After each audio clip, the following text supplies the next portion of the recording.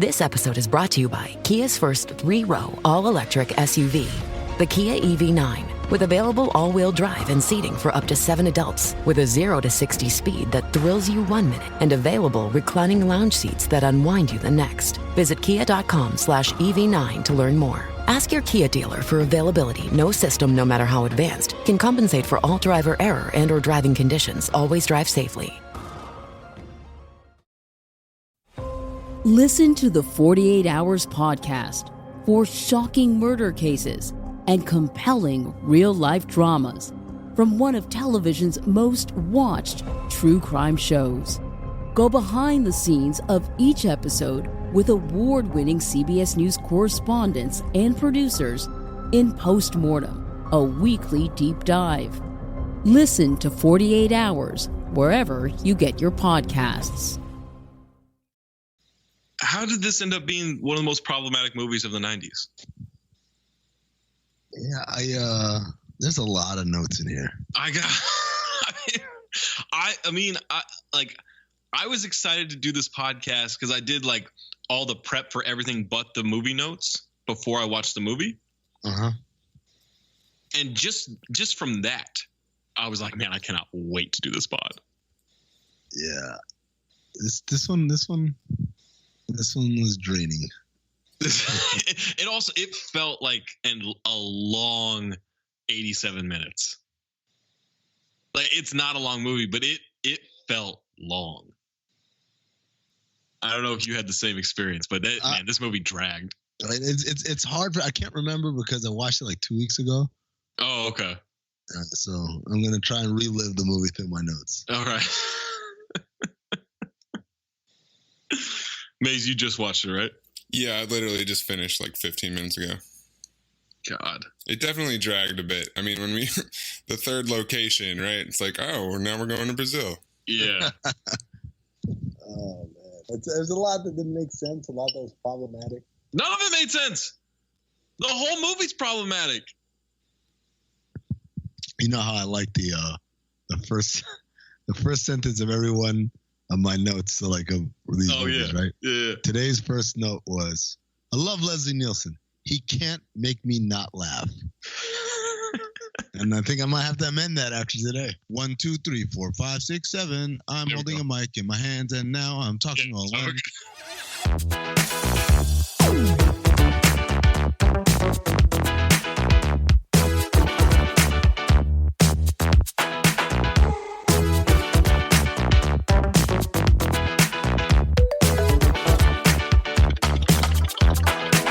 Welcome to Cinephobe, the podcast where we break down the movies you're afraid to admit you love.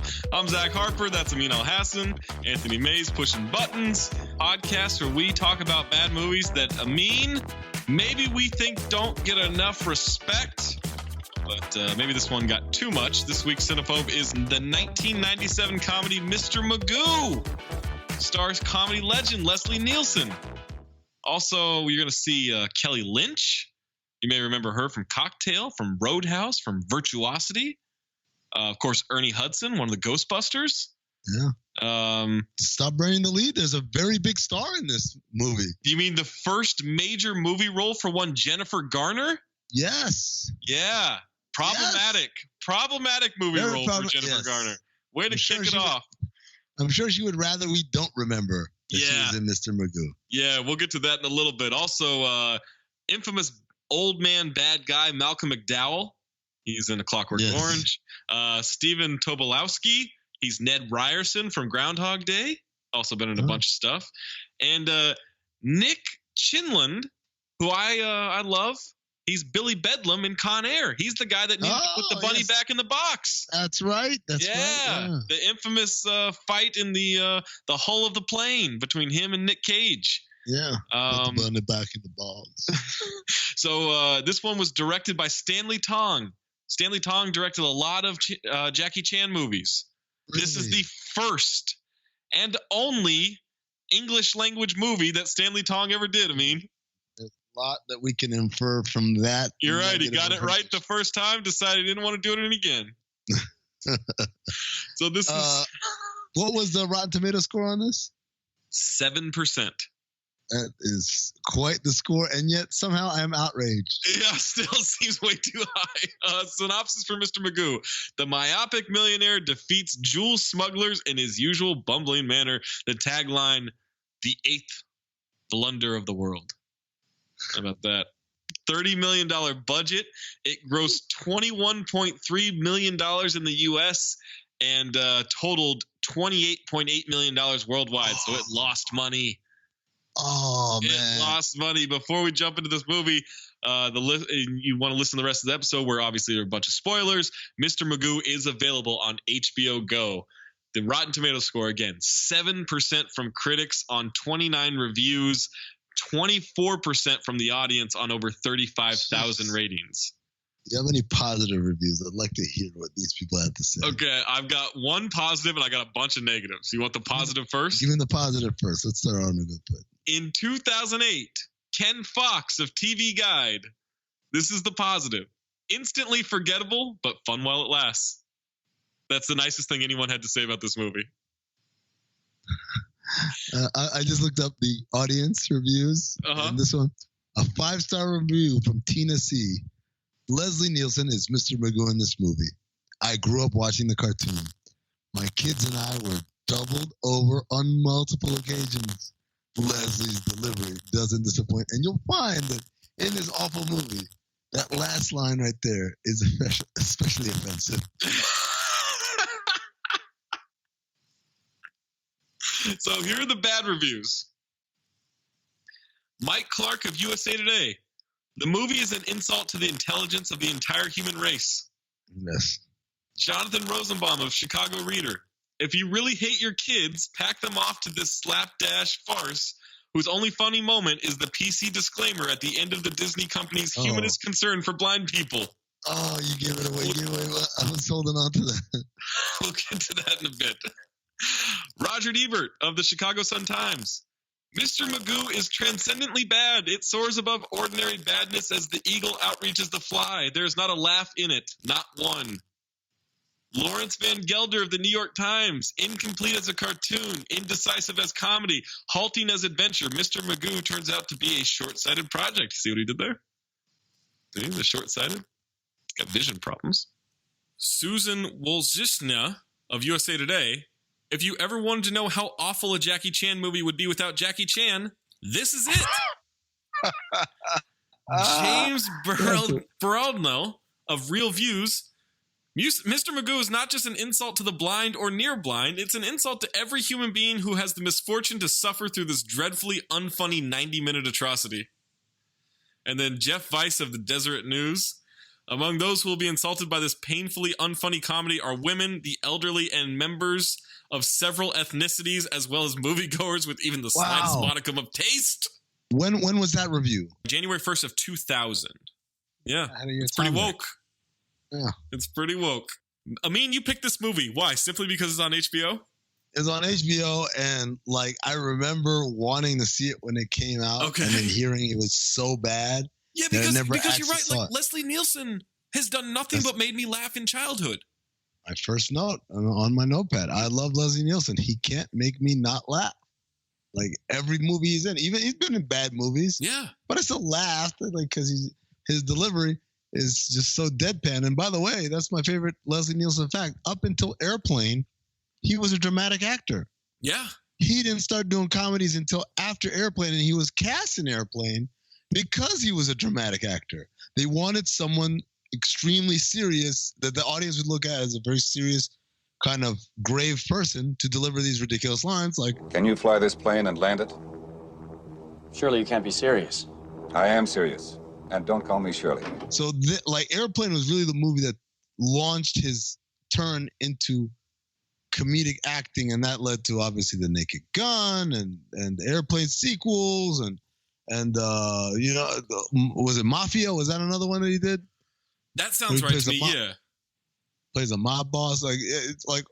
Everything else that came afterward came all from that one fateful role in Airplane. So yeah, I waited to look. It's probably gonna be a dumb movie, but I'm sure Leslie Nielsen will make me laugh because he's Leslie Nielsen. And yet, it was a tough one. It was a tough one. I guess let's just dive right into it, right? Sure. My opening note wait, is this a cartoon? What in the Kangaroo Jack 2 is happening? Because it opens with an animated credit roll. This is how I thought Kangaroo Jack 2 was going to be, animated to start. Yeah. That's what I thought. And then it would transition to live action.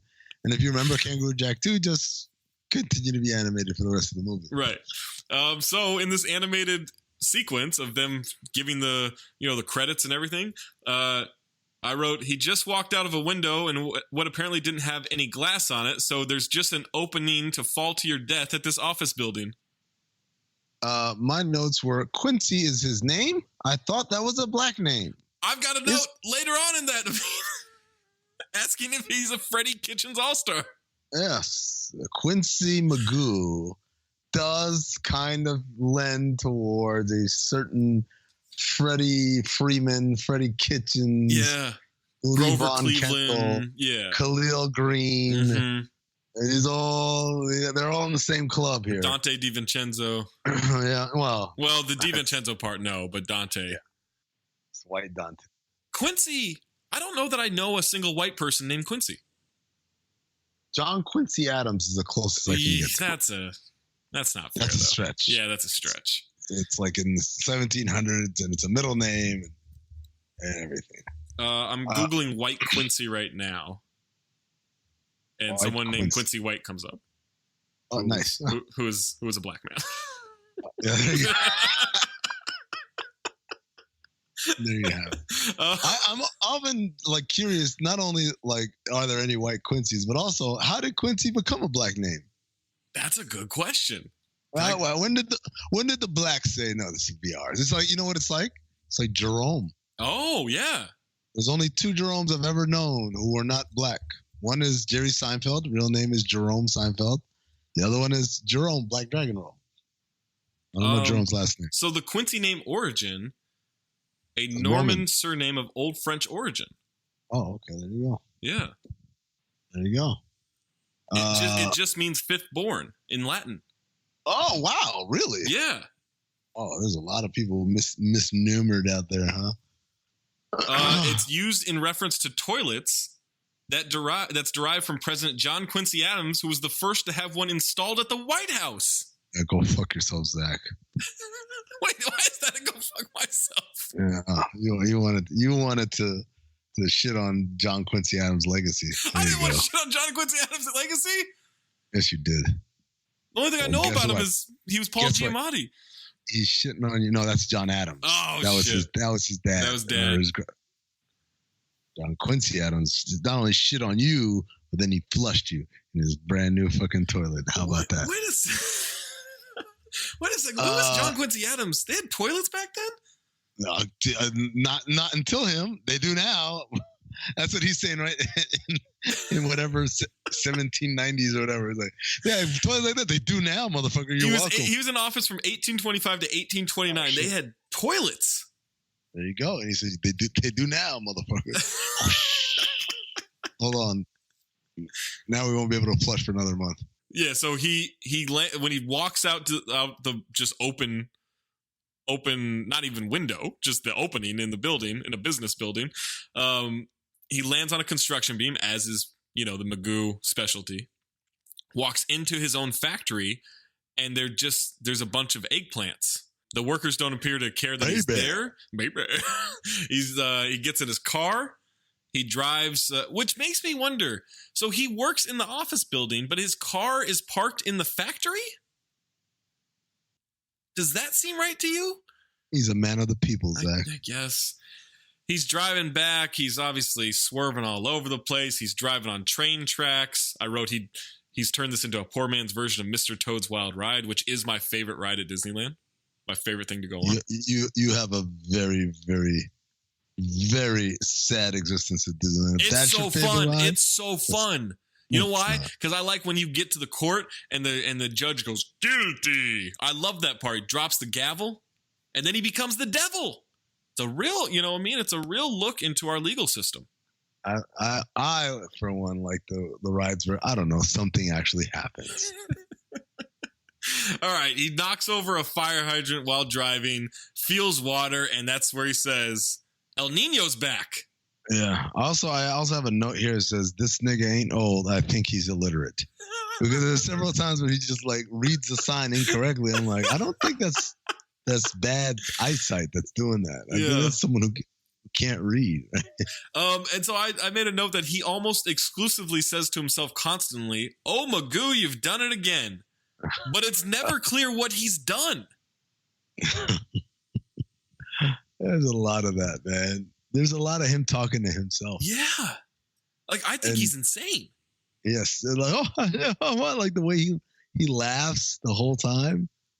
It's pretty awkward. Like, it's pretty awkward. Like, you saw someone doing that. I don't think you'd allow them to pass their driver's license test or whatever. But, hey. No, not at all. And so we get to a point where we get a little voiceover from a TV broadcast talking about at this museum. They call Mr. Magoo the Vegetable King. Did you know he's the Vegetable King? I didn't know that. I did not know that either, but I guess that's the thing. And as he pulls up to the event with all this, it's no longer animated. And he in the museum that I believe he's a part of is housing the treasures of Kurdistan.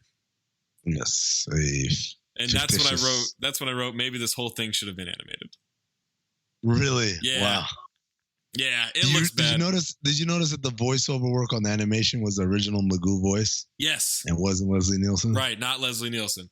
And so my first note here is, fuck, Leslie Nielsen looks old. I don't know if that was... That's not makeup. That's not makeup, right? That's just how he looked at that point. That's 1997 Leslie Nielsen at work right there. Oh, man. We get introduced to Kelly Lynch, who plays Luann. And I'm just referring to this guy as Billy Bedlam the whole time in my notes because it's just easier for me to do. I actually don't know his name in the movie, but Luann and Billy Bedlam are admiring a ruby, and Billy's got a jewelry for beginners book in his hands, and she says, "Oh, that's quite exquisite." And he tells her it's not exquisite, and then names the minerals that make up a ruby. Right. And she has to explain to him that it's an adjective, not an element. The word exquisite. There is a point in this movie. It's going to come in a little bit later, but I'm just going to drop this note right now. I put in, what the fuck is the point of this movie? Like literally the beginning makes no sense.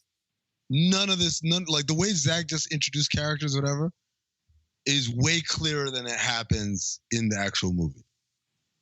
Yeah. Right? Like there is nothing... There's no through line in this whole movie. Nope. At all. Nope. It's just a random sequence of events. Here's some Magoo is blind or doesn't see well comedy. He eats, I don't know, an egg off of a woman's hat, thinking it's a caterer. Thank you, my dear. So I think this is the only laugh that I gave in this movie because this is the laugh that comes up. So we're introduced to Waldo Magoo, who is his nephew. And he says that Magoo's got to find a new eye doctor. And Magoo says he's going to stick with this guy because he's been going to him since he was a child. Waldo says he's like 2,000 years old. All of his other patients are dead. And Magoo responds, "You can't hold that against him." I legitimately laughed. I thought that was a funny exchange. My first laugh of the movie comes later. Okay. So now Waldo has discovered Jennifer Garner, who plays Stacy Sampahoditra. She plays an ethnic role, but the role's name is Stacy. But she's given an ethnic last name, Amin. And an ethnic accent. She's from man. So she comes from the Kurdistani Foreign Office. I looked up because I was unfamiliar with Kurdistani. It's not a real place. What? Well, Kurdistani is real. It's a region of Iraq. So if you add a D in it, yes. Kurdistan, yes, right? No. And that's what I thought they were going for. No, it's Kurdistan. It's a fictitious country, Zach. But it's just one letter away from being a real place. I figured that they were going with that, or just mispronouncing it because they gave her I don't know what kind of accent, but she's either got to be Middle Eastern or Asian, right? At this point.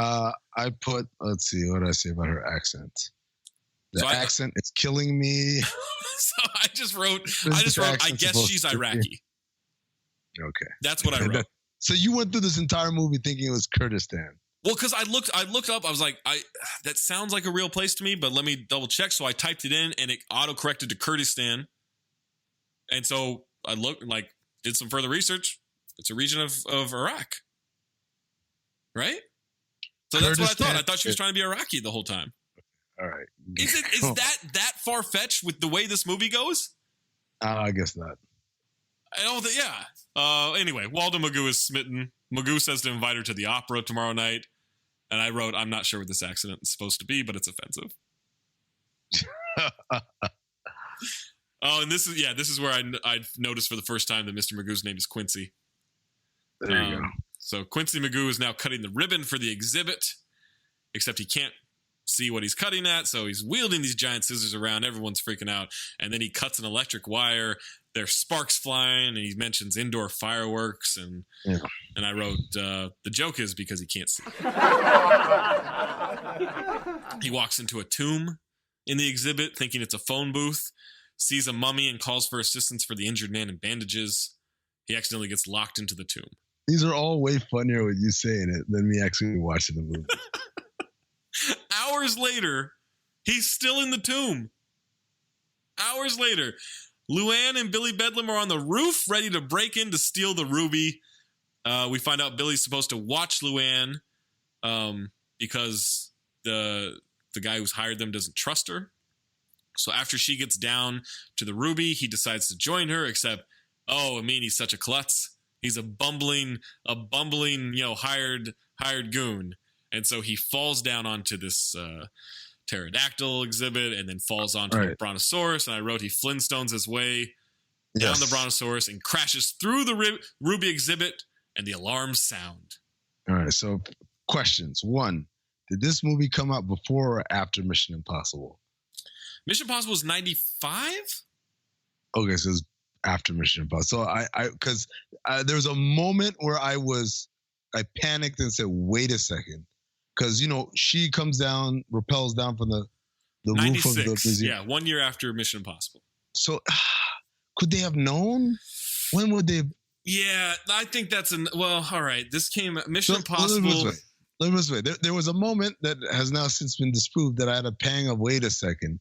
Did Mission Impossible rip off the whole rappelling from the thing from Mr. Magoo? I was like, what if, right?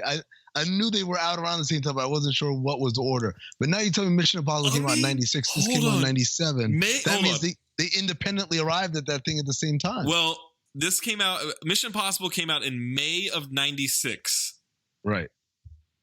Mr. Magoo was Christmas Day, 1997. Oh, this was a Christmas Day release. Yeah, no, they definitely took their time with this. Yeah. Oh. Yeah. Well, what were you thinking? Other observations. Jesus, how bad was their prop department?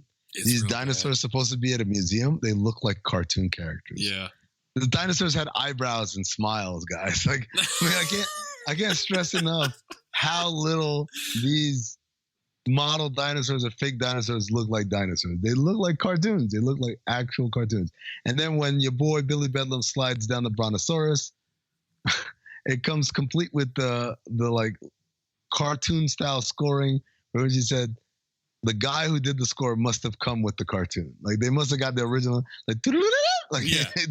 It was done complete cartoon style. Oh, 100%. Yeah. So at this point, Magoo just leaves the tomb.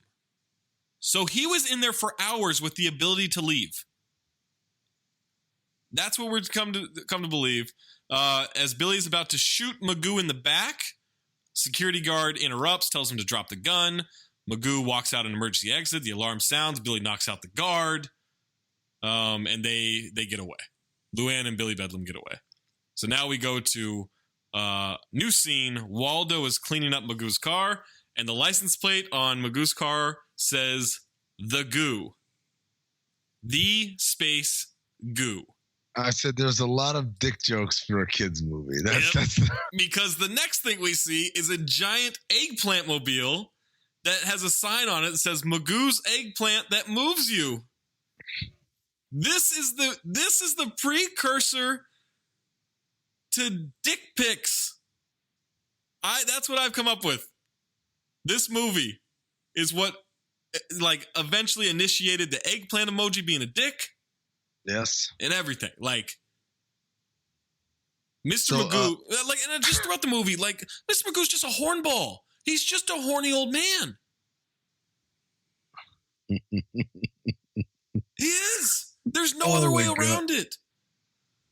And now we get to the other main character, which is Magoo's bulldog, who has an alarm clock. He pisses into a jar in the room that has a fire hydrant picture above it. Yeah, this is where I said, this is how dog people think their dogs are. It's wearing like a robe. They think that like Mr. Magoo's dog, basically his whole job in life is to make Mr. Magoo look good. Like he's about to walk into a fiery pit of lava. The dog comes and trips him, and he ends up walking into like a wonderful pool of cool water or whatever. Like everything that's about to, every sort of like calamity that's about to beset Mr. Magoo, the dog is there to fix. Right. And so but like the way the dog like took a leak in like what's supposed to be like a dog toilet. I guess. I was like, this is all the dog people think their dogs are like this. Oh, my dog is really smart and my dog knows better than I. Shut up. We find out that he lays out the outfits for Quincy Magoo every morning.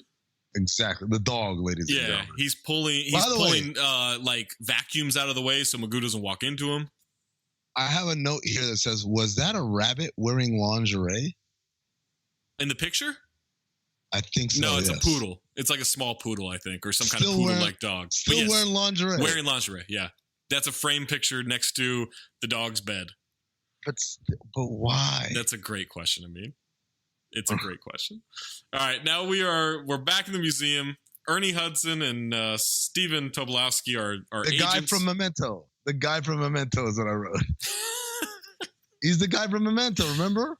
Is he? You ever seen Memento? Yeah. He's the guy from Memento that when they're trying to explain to Guy Pearce his condition, or is it Thomas Jane, whichever, they both look alike to me. They're trying to explain the condition to him. They talk about this other dude whose wife brought him in for testing because he had anterior grade memory loss. And so they would tell him to pick up a block, remember? Yeah, and one of the blocks was electrified. And he's like, ow. And he'd always cut, you motherfucker. And then he'd forget 5 minutes later, and then he'd pick up the same electrified block. That's the dude. Okay. I just always known him as Ned Ryerson from Groundhog Day.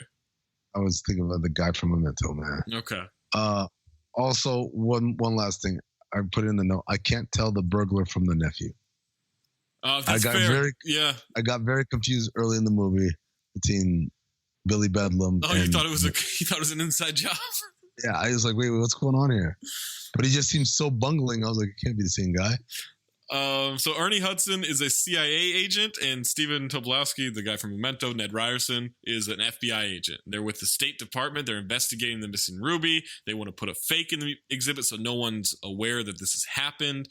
And that means there's no press for it, and that causes, in a new scene, Billy Bedlam is paranoid that the crime wasn't in the papers. But we find out, thanks to Luann, he's reading yesterday's paper. Good job. Oh, clever. They're on a boat. Magoo is out fishing in the SS Magoo while applying toothpaste as sunscreen because, again, I mean, can't see. Yes. He's blind. Also, I wrote the note, how does he not have skin cancer? From all the toothpaste. From all the toothpaste.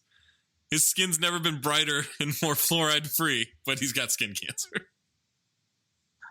Oh, man. All right. Luann wants to auction the ruby themselves to get all the money instead of giving it to the boss where he'll auction it. While saying this, she's setting up to steal the ruby from Billy, who has possession of it.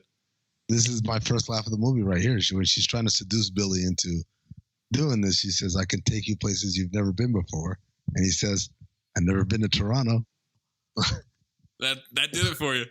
I laughed. I did laugh at that moment. Okay. It was just ridiculous. Okay. And then my next note, I don't even know what I'm referencing here, was a lot of dick jokes for a kid's movie. A lot of dick jokes, man. Oh, my God. So she tries to kick him off the boat. He grabs onto her. The ruby falls onto Magoo's head and falls into his tackle box. By the way, the ruby looks like a ring pop. Again, yeah, pop I mean, it is comically, what are we doing? Yeah, comically big. Like they spent $30 million on this movie. Clearly, none of it was spent on props. Had to have been what, a maximum of like $600 on props? I mean, it couldn't have been much. Man, $600. You're really pushing it. So he casts a line because he's fishing, and he hooks Billy right in the ass as he's holding on to Luann and trying not to fall off this boat. This is a Christmas movie. Billy drops in the water. Magoo reels in the pants off of Billy. Magoo boats away, and Billy swims after him. And Billy apparently is a great swimmer because he's just step in step with Magoo's boat the whole time. Magoo walks off the boat and onto one of those giant boat wheels, thinking it's an escalator. Yeah. I wrote some real wire work happening here on this scene. Yes, I was pretty impressed. Billy tries to do the same. He falls. He gets caught in the wheel. Now we get back, and the agents think Magoo is in on it, and he created the diversion to get the ruby stolen. The agents want to put him under surveillance, so they get Stacy from Kuristan to be in on the investigation, to lead them to Magoo. So now we get a shot of Malcolm McDowell. He is the bad guy who hired Luann and Billy Bedlam to steal the ruby. He's the boss. This guy named Peru, who they call the Piranha, who's the king of the underworld, might show up to this auction. So now we know where this ruby is supposed to go. Stacy shows up to Magoo's house to pick him up for the opera. She cites a cultural reason. For some reason, Magoo says to show her the garden because it's intimate. So, like, Magoo's just trying to get everybody to fuck. He tells her to come to the opera, right? Well, Magoo told Waldo in front of her to come to the opera. But then I wrote down in my notes, why is Magoo in an opera? I mean, there's no through line in this entire movie. Like, they just, like, it was like they walked in every day and say, all right, give us some ideas. What if Magoo was in an opera? Like, good idea, good start. And they just improv everything from there. Right. Poorly. So Magoo's trying to get him to fuck in the garden, I guess. I don't know. I wrote the dog is constantly moving obstacles out of Magoo's way.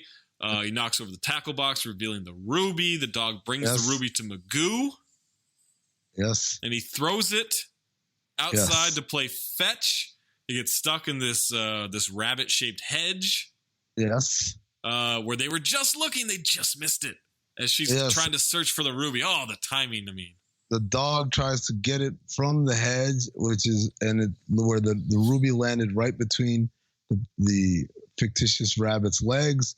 So I said, oh, look, the dog is eating the rabbit's nuts. Again, big joke. Like, it just, I don't know. And it's just a bunch of vignettes, really, that like the scenes don't go together. But then none of them are funny. Right. We have a combined 2 laughs from this movie so far, and there's separate points. And they're all like really like risque humor for a Disney children's movie that's coming out on Christmas. Yes. Like, I can't think of it. Yeah. Jeez. At the opera. Now we're at the opera. The agents are fucking around with each other. Apparently Magoo's gonna sing at the opera. That's where we find out he's a singer. Luann goes there in disguise as a reporter. I wrote she looks like a hotter Nicole Kidman. Because by the way, like Kelly Lynch, man, she was still bringing it in 1997. I can't remember whether it was Luann or was it Stacy, but one of them says, "Well, how do I look?" And my answer was like 1997. That was Stacy. That's later on. Magoo wants to go to the beach with her the next day, so they get a private interview. I wrote, once again, Magoo is a horn dog. There's a bunch of like slapstick hijinks happening at the opera. He's accidentally he's got this like fake sledgehammer. He's a Viking, right? And he's knocking out the one agent. He's knocking out Billy Bedlam, who's trying to kill him. A giant fan gets turned on and starts blowing stuff all over the place. He catapults an agent across the stage. I mean, is any of this stuff interesting? Like, did you even no. I didn't smile at any of this. I don't even have a note on it. There you go. Yeah. My next note is Memento in brownface. Oh, all right. Hold on. You got a little bit. So now we're at the beach with the interview. The agent's stalking them. Luann thinks that he has the ruby on him, so she's like trying to make advances. She's like searching all over him. He thinks she wants to fuck. She wants to get him on the boat. My dear. Yeah, Magoo, you done it again. Magoo, you fucked again. Like, maybe that's what he means when he says you've done it again. I don't know. She uses a dead fish to kiss him when he wants a kiss. And Magoo's doing so much fucking, he can't tell that that's not the lips of a human alive woman rather than a dead cold fish. I wrote a note. We've all been there, fellas.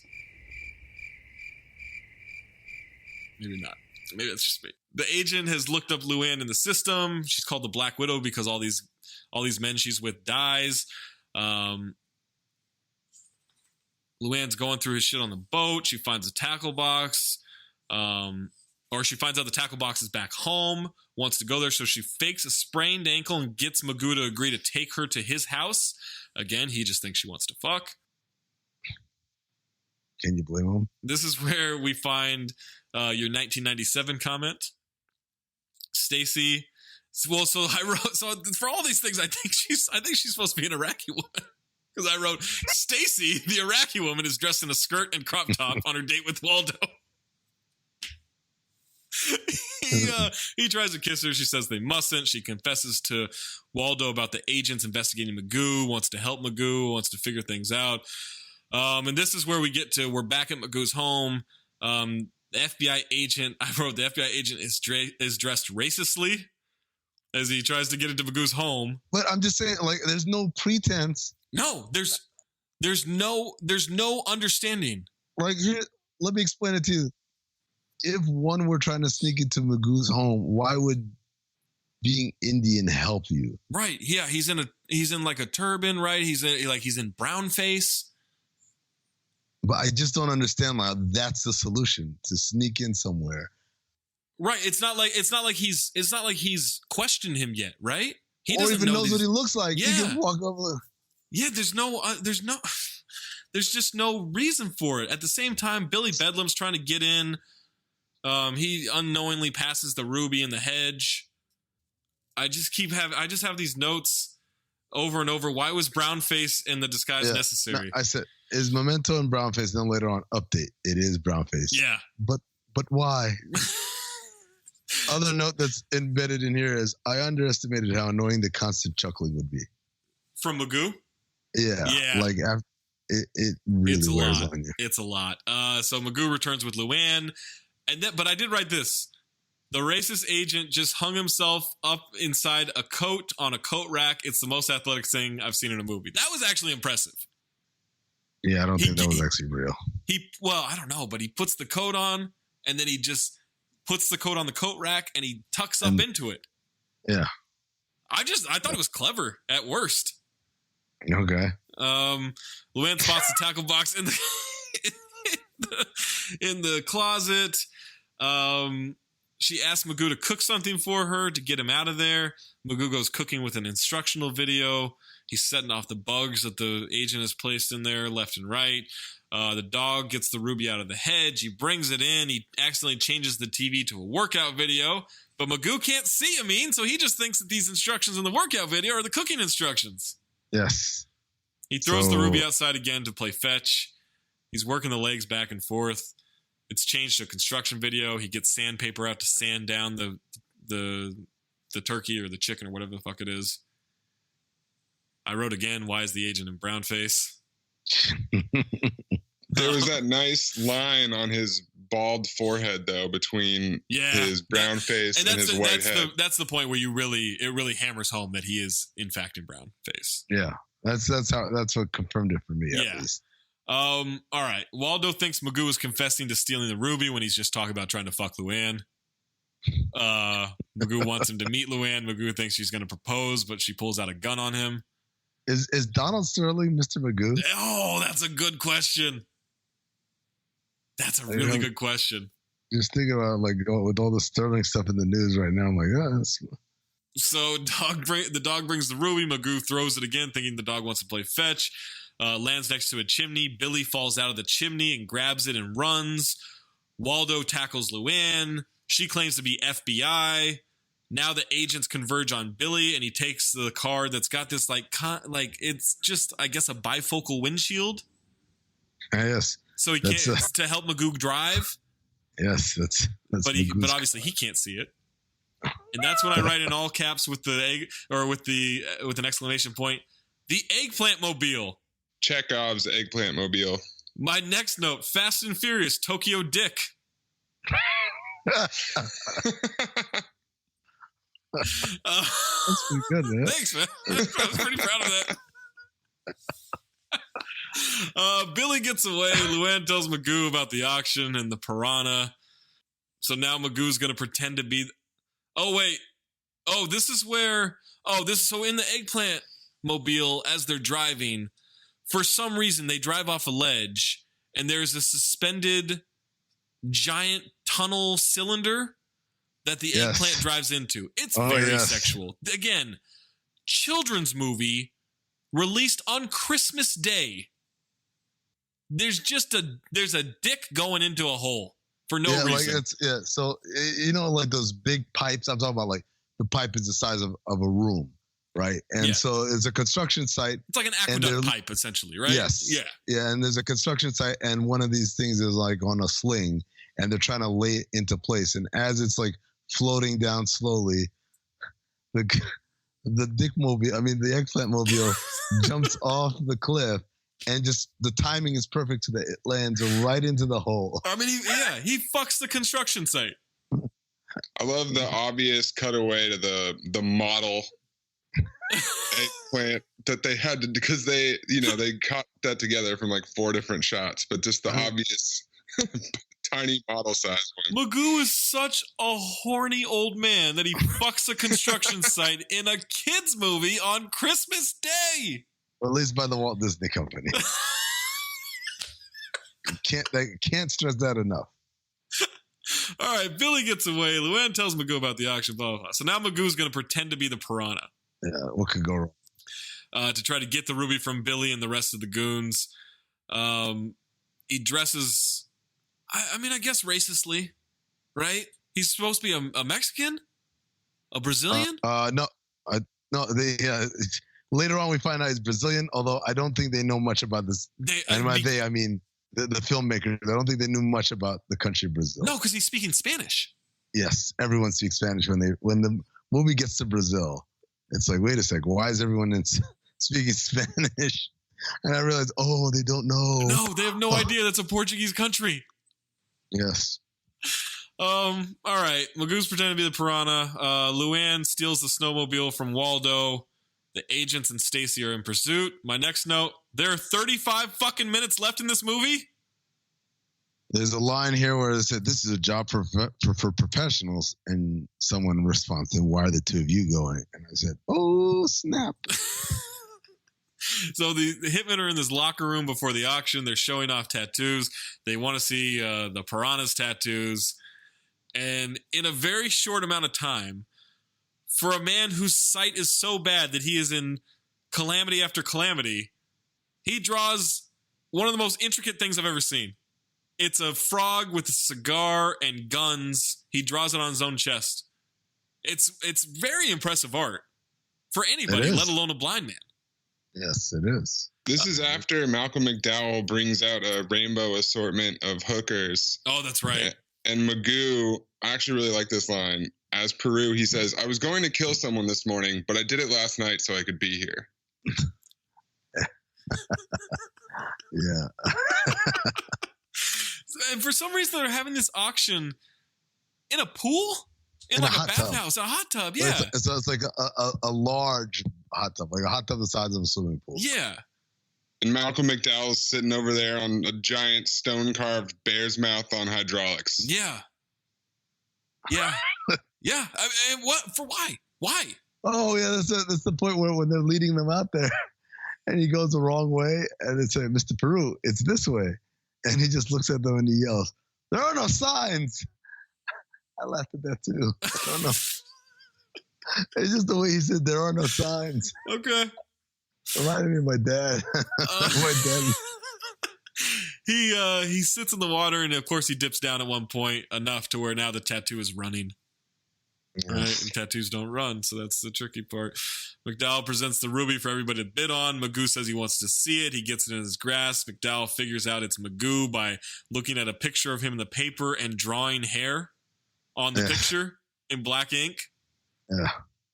Also, Billy comes and tries to get him. Luann saves him from Billy.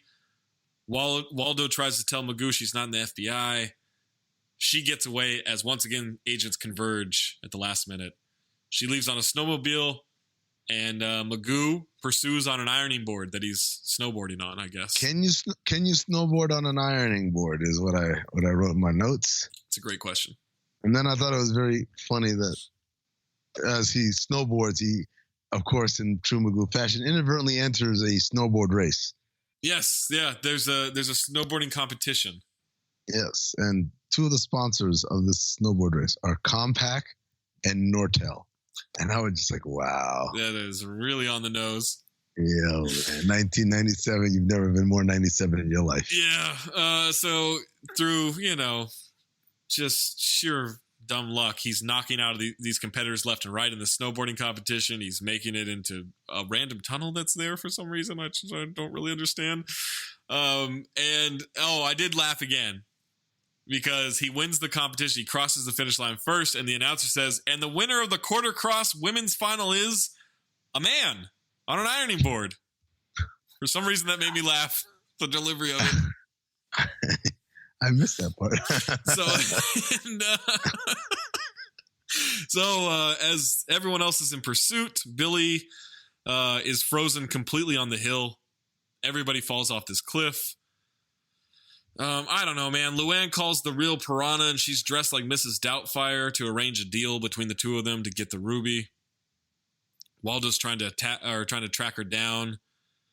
Magoo's dog attacks her, and she runs away, and they find her airline receipt. And that's when I wrote, this movie is so old. Remember those days having your ticket before you got to the airport? Yep. They're going to Brazil to get her and to get the ruby. Then I wrote, there's 20 minutes left, and for some reason, Waldo has a tarantula on him. I'm not sure why that gag was needed, because all it is he has a tarantula on his vest, and Magoo says, nice badge. Well, that's why they needed that gag. There's a lot of scenes where we just cut into a moment with no buildup or context, like the tarantula moment, and it's just like it makes me think that there's like 45 minutes on the cutting floor that would have tied a lot of shit together. Probably, yeah. Why does Brazil look like the Hollywood Hills? Oh, it really does. It really does. Actual Mr. Prue's house does not look like it's in Brazil at all. It looks like it's right. It's right here. And that's when they do the whole terrible Abbott and Costello routine of this receipt is for Brazil. Why would she go to Brazil? She's going to Peru. She'd go to Brazil to go to Peru? Exactly. But why? To get more for the ruby. Peru? Exactly. But then why go to Brazil? Peru is in Brazil. Peru is in Brazil. Ortega, Peru is in Brazil. Ortega, Peru, of course. And that's why we're going to Brazil. Oh, yeah, right. Yeah.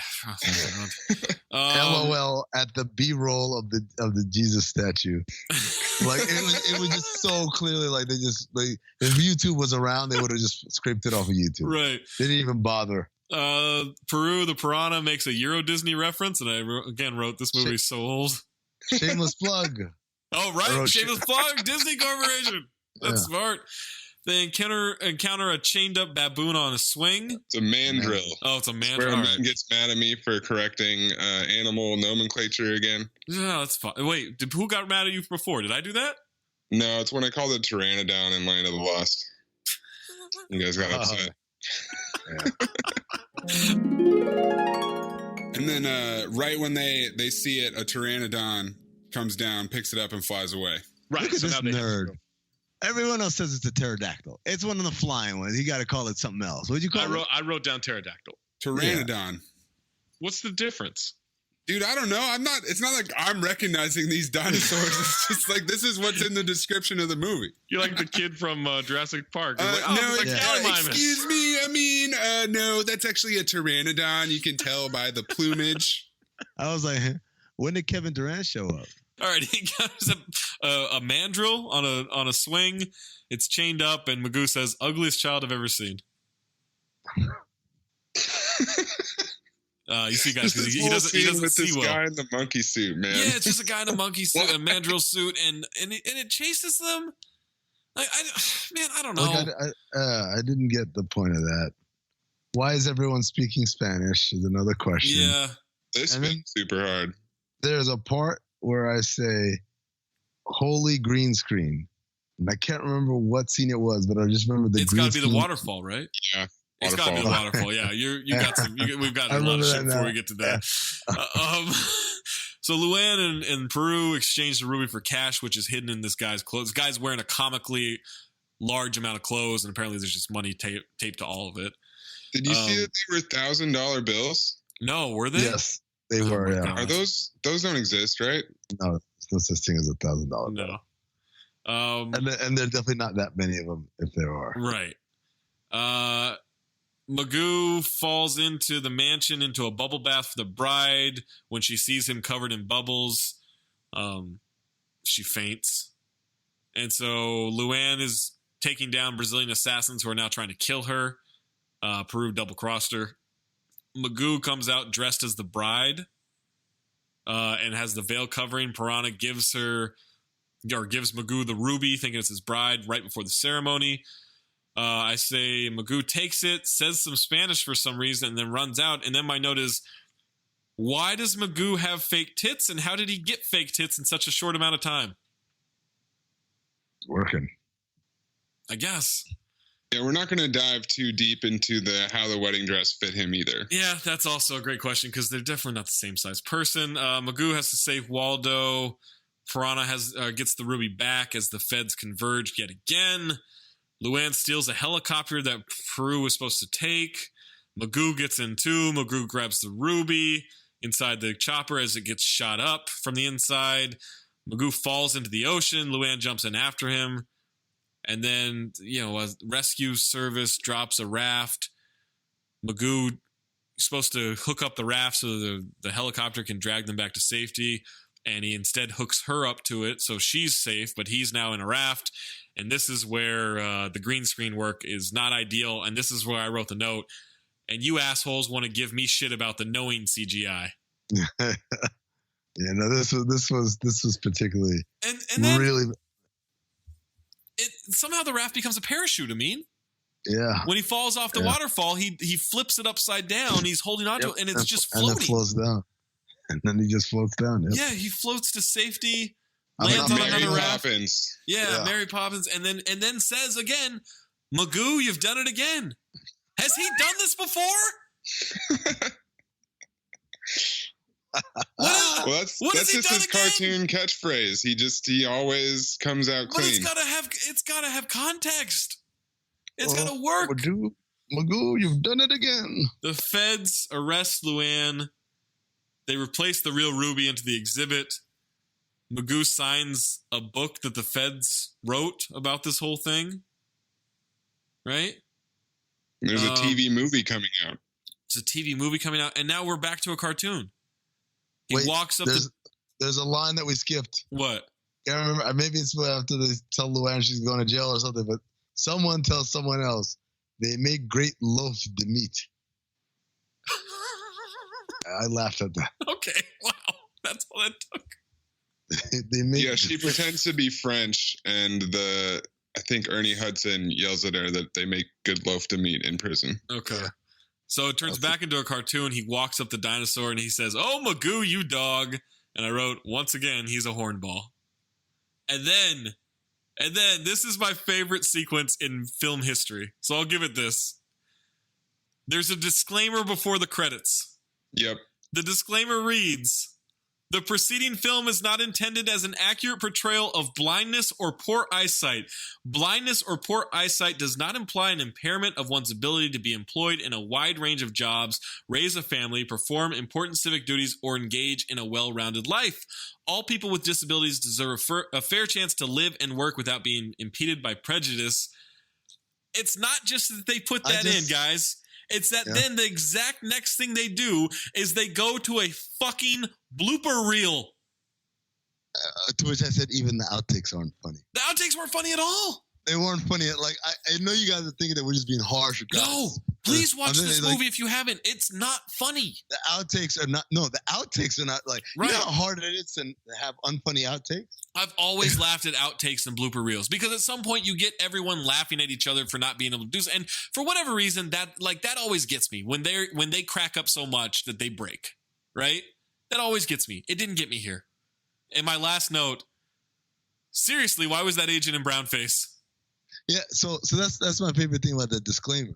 It's like in a movie where you got a guy in brownface, in a movie where you cast Jennifer Garner as someone ethnic and give her a terrible accent, in a movie with more dick jokes and sexual innuendos than I can shake a stick at, right?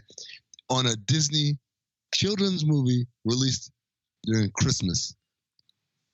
At the end of this, the filmmakers are like, guys, this is way too offensive. Got to have a disclaimer out there.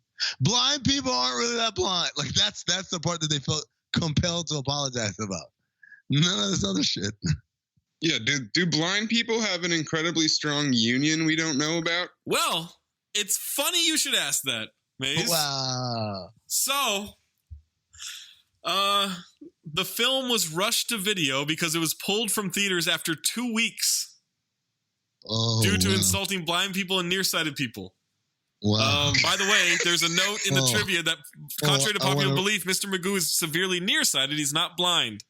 So, the film was rushed to video due to bad reviews and protests by blind people and their advocates at theaters across the U.S. Wow. Disney attempted to deflect it by including that disclaimer at the end that argued the film was not intended as an accurate portrayal of visually impaired, which Roger Ebert sarcastically proclaimed was the only funny moment in the whole movie. The British Federation of the Blind petitioned the British Board of Film Classification to ban the movie in the UK, claiming it would bring ridicule upon blind and partially sighted people. Was this the most controversial movie of the 90s? I got one question, though. How did they know?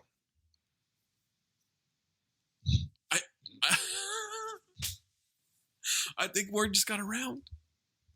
Oh my god, this is amazing. And that's the whole movie.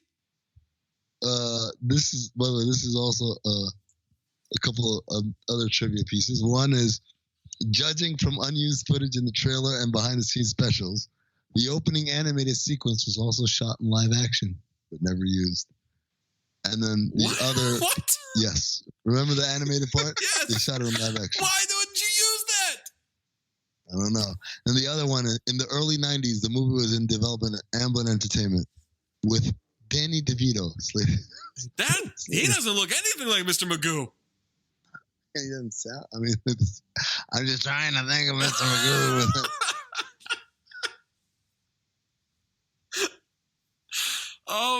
Normally this is the portion of the podcast where we go to a Tony Medley review. What? This movie was done in 1997. There is no Tony Medley review. I even searched. There is no mention of this movie in any of the reviews of Tony Medley.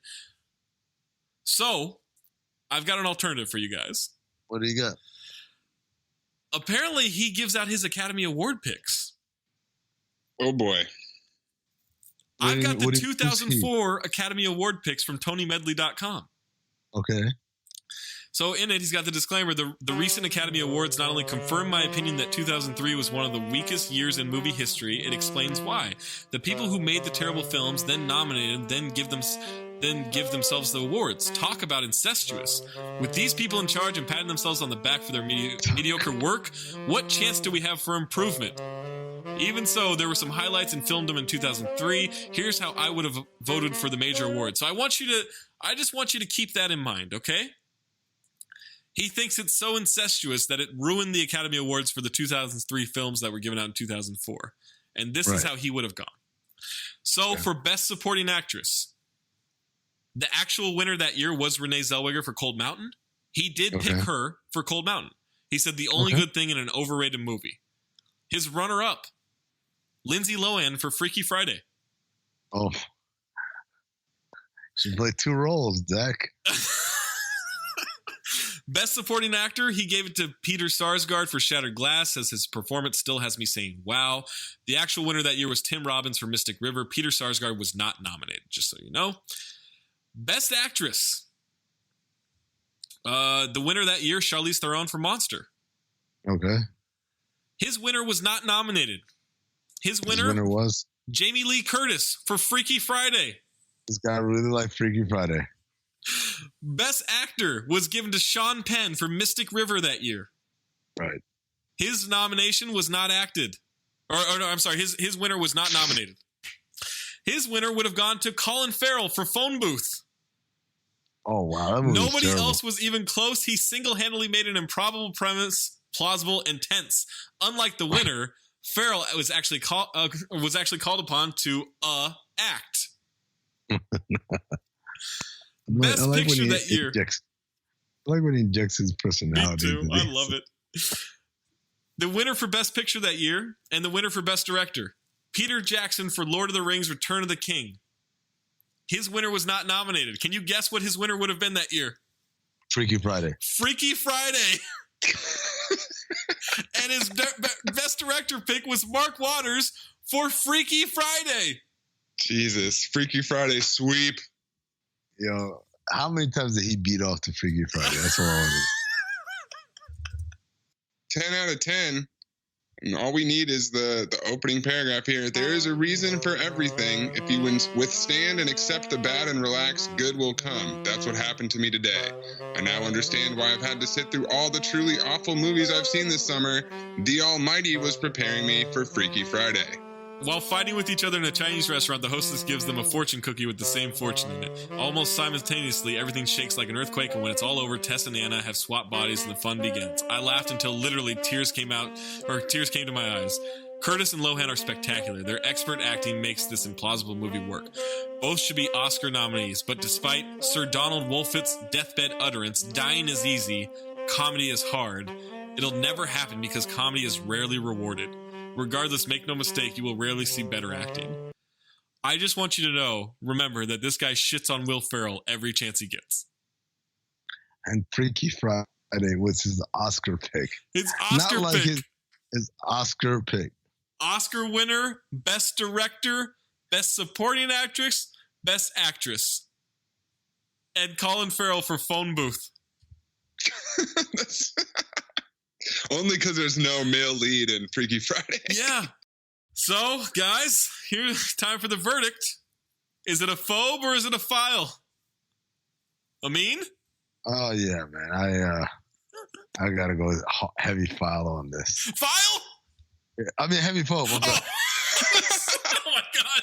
Yeah, I have to agree. I have to go phobe as well, but I do want to give it up for Angus the dog, or the dog that played Angus the dog. That was the MVP of this movie. Yeah, I guess. I mean, it was certainly the best acting in the movie. Right? He probably went back to his trailer and was like, God, I can't believe I have to work this. I can't believe I got to piss in this jar again. Yeah, it's a phobe. I mean, it's not funny. It's a comedy that's not funny. It's got a dickmobile in it. It was released on Christmas Day by the Walt Disney Corporation, and it's woefully offensive in so many ways. Oh, I mean, just like and the thing they apologized for was not any of like the racism or anything. And they only apologized after like the movie almost got banned. Yeah. It's 7% is 7%'s offensive. Yeah, I'm trying to figure out who the 7% are. Well, so it's the so it only had 20, where was it? It has 29 reviews and 2 of those are positive, I believe. Who are the 2 positives? So I gave you the one, Ken Fox from 2008. Instantly forgettable, but fun while it lasts. And then Brian Costello from Common Sense Media in 2017. Silly live action 90s remake of cartoon Pratfalls Abound. All right, that's not really a positive review. Yeah, and he gave it like a 3 out of 5, which technically is positive. But that is positive. Why would he give it 3? Let me see if there's. All right, hold on. It doesn't say it. It doesn't even have a link to the review. Jesus Christ. I'm looking at what else this guy gave The Net a 3 out of 5. The Net is way better than this movie. Thomas Crown Affair in 1968, he gave a 3 out of 5. He thinks Thomas Crown Affair is the same quality movie as Mr. Magoo. Yeah. Yeah. Hold the fuck on. This guy gave Hobbs and Shaw a 3 out of 5. Are you kidding me? Wait, is that high or low? 1, it's low. 2, you think it's the same movie as Mr. Magoo? A lot of people you don't like that son of a movie, bitch. Oh, go fuck war. yourself. Who is this guy? Brian Costello? Oh, go fuck yourself. Common sense media my ass. I'm done. Don't watch this movie. Thanks for being a Patreon subscriber. Tell your friends. That legitimately ruined my day.